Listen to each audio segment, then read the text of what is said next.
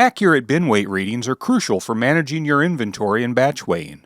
In this video, we'll cover one of the more common causes of inaccurate weights: mechanical binding caused by improper clearances and contact points. First, check that all of the bin legs are off the ground. There needs to be 1/2 inch of clearance between the bin leg and the concrete pad. Ensure that the foot pad has been removed from the leg and discarded, and that the area beneath each leg is free from debris.